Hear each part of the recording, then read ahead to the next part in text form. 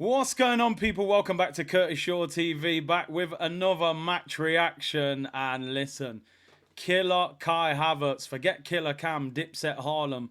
We've got our own killer right now. Havertz, he's come a long way.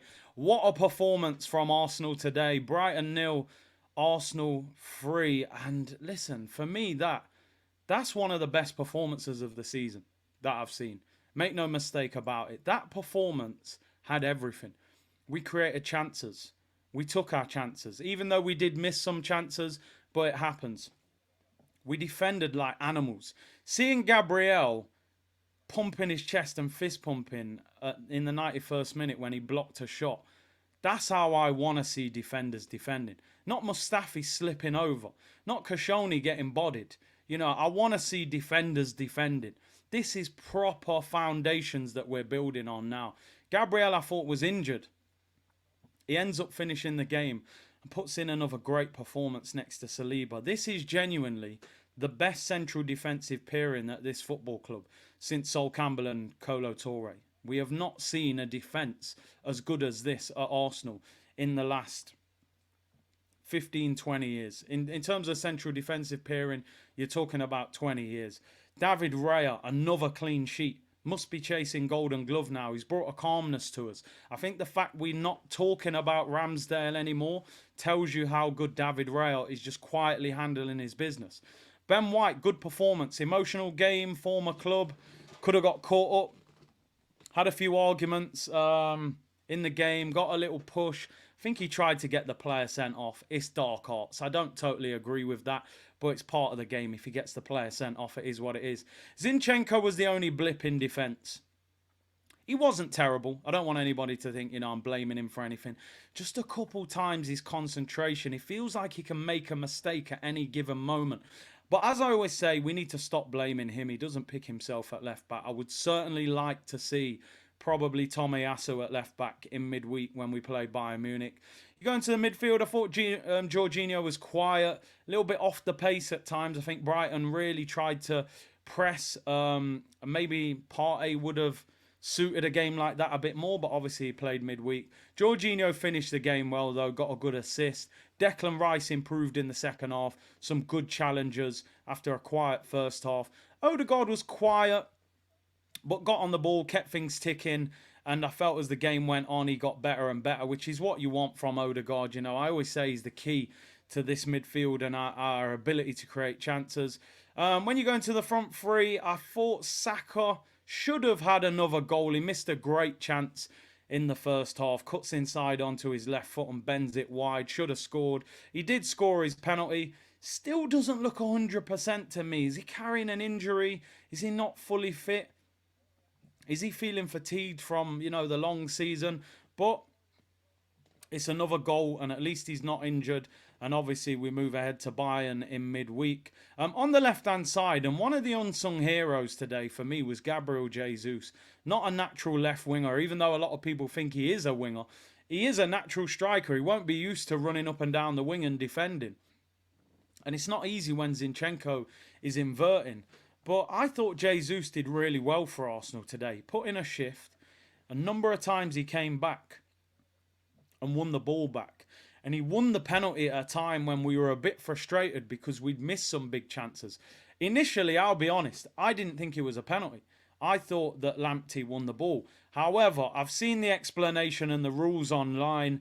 I think it's something to do with the fact that they're saying Jesus would have still had possession of the ball and the follow-through was a little bit reckless. So, in effect, you can touch the ball and then still foul the player and give away a penalty. My initial thought process was Lamptey touched the ball. It's not a penalty, but I've seen the rules. Somebody's explained them now. The modern game is forever changing. 15 years ago, that wouldn't have been a penalty, but it is now. So, fair enough. Shamelessly, I'll accept it every single day of the week. I thought Jesus was the unsung hero today. Kai Havertz today, he's got the background. Killer Kai. He's a silent assassin.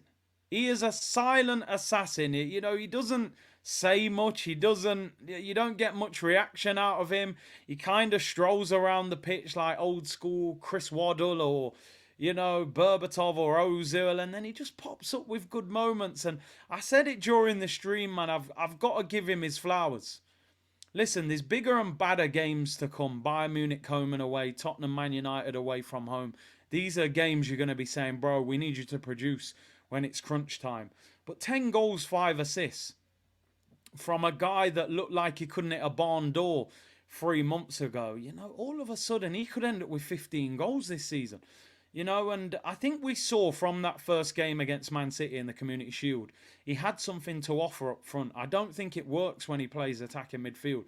Up front, he always seems to get good opportunities. And the key to a good striker is to get in good goal-scoring situations. And he always seems to do that. So listen, fair play to him and keep answering, the questions, keep scoring goals. Let's talk about this man. Leandro Trossard. I said this guy is 50-50. 1 week, we call him Stella R. Trossard because he plays like he's been drinking lager all night. And then other nights, we call him Leandro Bossard, a.k.a. Bossardinho. And today we got Bossard. Wins the ball back. Havertz lays it in. Half the pitch. Does the thing they tell all good strikers. If you're not outpacing the defender, you cut across him, then all he can do is foul you and get sent off. 9 times out of 10, he won't touch you. Keeper comes out, dinks it over him. Didn't really want to celebrate by the look of it. Former Brighton player. He did a little one of them. Goal reminded me of Alexis Sanchez away at West Ham. In the yellow kit, funnily enough. When he did that little dummy first. Trossard didn't do the dummy, but the way he just chipped it over the keeper, I was just like, yo. Trossard, by the way, is one of the best finishers at this club. It's just, you've got to find a way when he plays to get him in the 18-yard box. He might be better off playing as a false 9 rather than playing on the wing, just so he gets more chances. But obviously, with the form of this man behind me, he's not in the team at the moment. I want to give credit to the manager. He's learning. I've seen a different side to this Arsenal over the last few months. I've seen Arsenal go to Man City and defend like prime Mourinho, like prime Simeone, stinking out the place. It's a side I never thought this team had. 5 clean sheets in our last 6 games. The only goal we conceded was Brentford at home, a mistake from Ramsdale. Could have been 6 games in a row. This team has a foundation to build from. Gabriel, Saliba, Ben White, Declan Rice, David Raya. Obviously others as well, but they're the mainstays. Defences win titles. We've had teams in the past that could score goals. Alexis used to bag goals. Giroud scored goals. Aubameyang scored goals. We didn't win anything. Couple FA Cups. We didn't win anything because we couldn't defend when the going got tough. When we were struggling for periods of the game, we conceded. This is the best defence we've had in years. It's the best centre-back pairing we've had in about 15, 20 years. Listen, all this team needs to complete this jigsaw is to win a major trophy. That's all they're lacking. The unfortunate thing about football is if we don't win anything this year, they'll say, again, you played really well, you didn't win anything. And that's very harsh. And football is a cutthroat sport, and it is. Outsiders of the club will look at it in black and white. You didn't win. This club needs to win. We need a trophy. We need a major trophy. It elevates us to the top table if we win the Premier League or win the Champions League. They deserve it, but they have to show it in the next 7 games. As I've said, it may take 7 out of 7 to win the league. I don't think City are going to drop many points or any points. I think Liverpool might drop a couple of points here and there. I don't think they're as good. I think City are going to kick into gear. You saw De Bruyne today.